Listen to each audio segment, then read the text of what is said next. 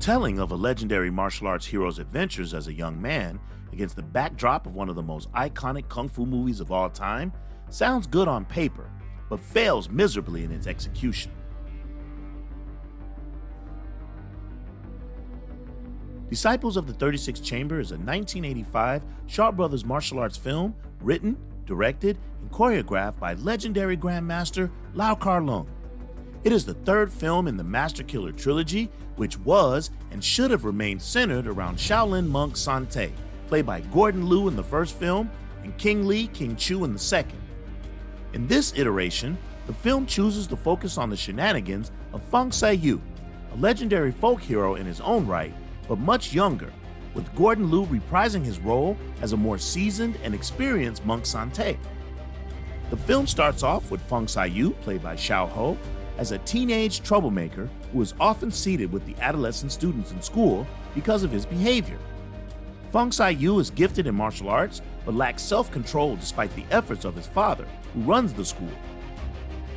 The Manchus, who are beginning to take over the predominantly Han community in Guangdong, have a run-in with Feng Sai-yu, which puts him on their most wanted list. In an effort to save her son from persecution, Feng Sai-yu's mother, played by Lily Lee, brings her son and his two brothers, who get no shine in this film whatsoever, to Shaolin and begs for them to be given refuge from the Qing. Monk San Te agrees to take them under his tutelage, much to the chagrin of Feng, who had an earlier run-in with the monk and does not like nor respect him. The film then spends a great deal of time reinforcing Feng Sai-yu's lack of respect for authority by disobeying orders, ruining training sessions, and sneaking out at night through the sewer system. One night while out on the town, Feng Sai-yu has a confrontation with a Manchu lord and some of his soldiers. Feng Sai-yu demonstrates his martial skill and defeats his challengers.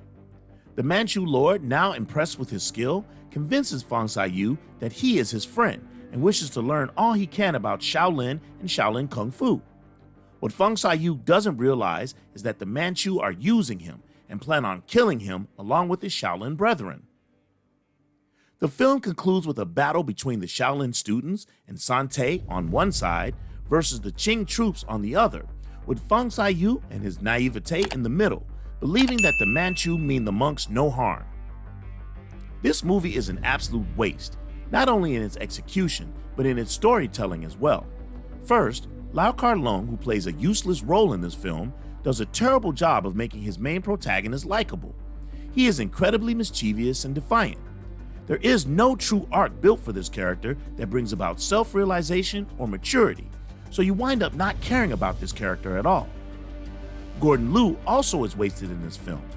His charm and martial skill is somewhat underutilized, and it's not until the end of the film that you get a glimpse of what an incredible martial artist Monk San Te has become. Speaking of waste, Lily Lee's talent and martial skill amount to a small, tired trope that has been used over and over in many of her other films regarding opening her legs. See Executioners from Shaolin and Crazy Sex. Even her appearance in the final battle was muted and didn't amount to much. The sets are beautiful as always. The wire work is on point, but there was something missing in the choreography. Perhaps it was the thundering claps that we're used to hearing when flesh meets flesh in movies such as Heroes East and Legendary Weapons, both also directed by Lau Kar-leung. You just can't help but notice an absence in the sound effects. In actuality, there's a total absence of everything that we love in a good kung fu movie. A good hero that's likable, a villain that you love to see on screen, and hopefully a compelling story with a redemptive arc. Disciples of the 36 Chambers seems like a missed opportunity. In fact, a movie that came out 4 years earlier, Treasure Hunters, would have been a better sequel had it moved a few names and plot points around. All in all, Disciples of the 36 Chamber is a disposable martial arts film and a terrible way to wrap up an incredible trilogy. With an uninteresting plot, a main character that is incredibly immature and downright dumb, along with a bevy of talent that was wasted, this film begs the question, why? The answer seems to be a lot more complicated than the question.